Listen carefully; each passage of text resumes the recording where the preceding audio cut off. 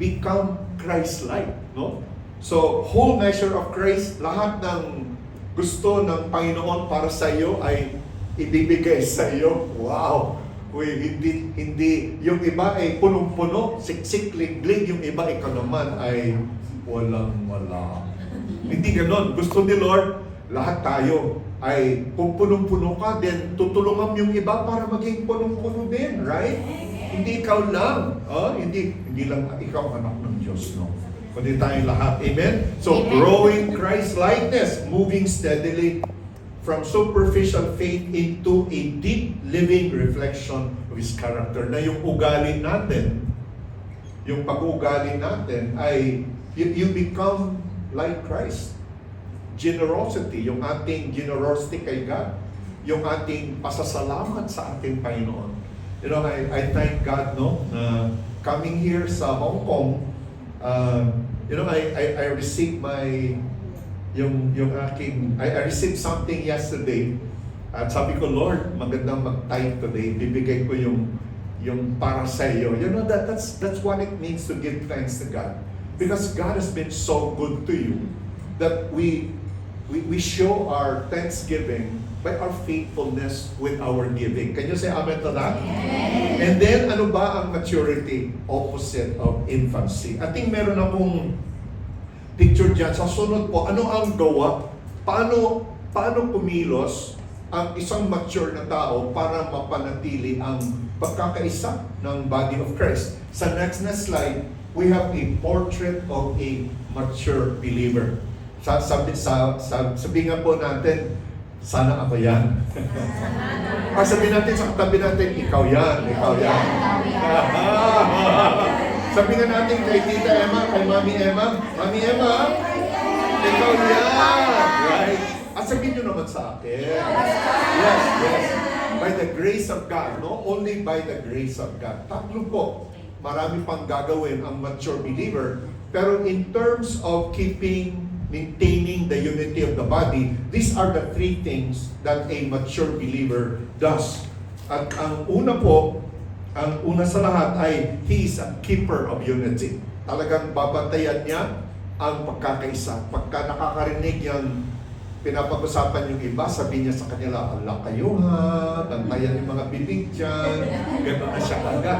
Pagka may nagtampuhan, hindi titigil yan na mananalangin. Panginoon, nagtatampuhan itong mga kapatid ko. Talagang sinisira nila yung pagkakaisa na gawa mo. At ang pagkakaisa na ito ay talagang napakalaki ng investment mo, yung buhay ng iyong anak. Na si Jesus ay namatay, pinatay, nagdusa, para magkaroon ng nagkakaisang pamilya, sinisira natin. Aba, bad yan, right? Hello? O kala natin yung mga gawang sisira ng pagkakaisa ay mga simple lang. No. When you destroy the unity of the body, you are attacking God. And you cannot expect God's blessings to be in your life. So, keeper of unity. Okay? So, practices reconciliation. Pagka sumama yung loob, well, pagkatapos ng 100 bilang, pwede nang makipag-ayos. Ba? Amen. Yung iba mga 2 linggo lang naman. Meron akong kaibigan na pagka nag-away sila, talagang 1 buwan, hindi sila nag-uusap. Sobrang talaga. So dapat po sa cornerstone, 100 bilang lang. Yeah, right? Amen? Okay. So number 1, keeper of unity. Number 2 ay knows and lives the truth. Talaga yung buhay niya anchored in Scripture.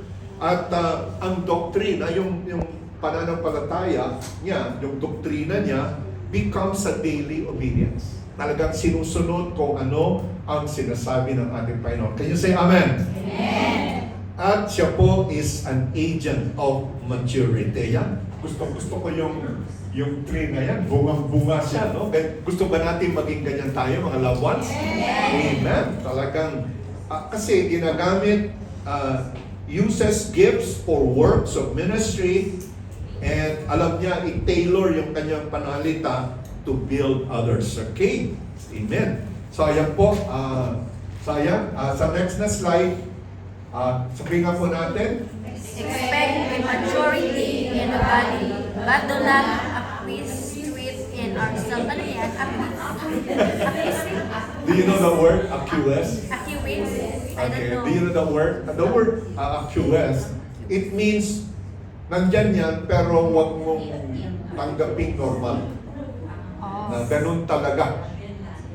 Sige lang, pabayaan mo lang. Hindi pwedeng pabayaan dahil alam natin na hindi yan ang kalooban ng Panginoon. Of course, maraming baby. Kasi kung bago ka lang kumilala kay Jesus, eh baby ka talaga. Hindi mo pa alam sumunod sa Panginoon. Kulang ka pa ng kaalaman.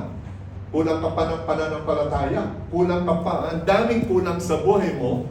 Kaya madalas bumabagsak ka. Sana hindi, yung madalas ay hindi na ganoong kadalas, ay nagkukulang pa rin, pero hindi naman bawat minuto na lang nagkukulang. Kundi sa biyaya ng Panginoon, padalang yun, I like the word, padalang na lang ng padalang ang kanyang pagbagsak. Amen. Can you say amen to that? Amen. Praise the Lord. Hallelujah. Spiritual infants. Nakita niyo yung kanina, yung sa verse, ano ba yung verse natin kanina? May sinabi dito kanina na yung verse 14, sabi niya, then we will no longer be infants. Ilan po sa inyo ang nag-alaga ng baby dito? Baby ang inalaga ninyo? Sino yung baby mo? Baby Damulag? Was Okay. our own baby. Pwede, Pwede. Our own Okay. baby. Thank you, Lord Jesus. So ayan, spiritual infants. Alam natin yung katangian ng infant, Pwede mo ba silang iwang mag-isa? No. No, dangerous, Kami po ni Emma, yung isa sa mga anak namin, nung bata, naku, nakita niya yung socket ng electricity, ginanon ba naman niya, Ay, talaga naman. At saka kinagat pa niya yung wire. Talagang nagliyab talaga yun. Nagliyab Oh my talaga. gosh. Huwag niyo nang tanungin kung sino sa tatlong anak namin. Spiritual infants. Ang mga spiritual infants, nandyan sila, kasama natin sila.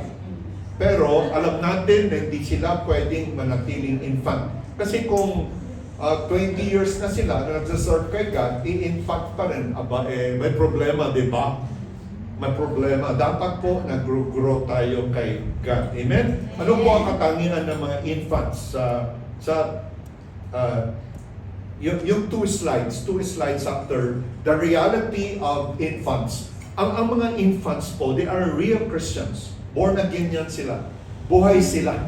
Nasa kanila ang Holy Spirit.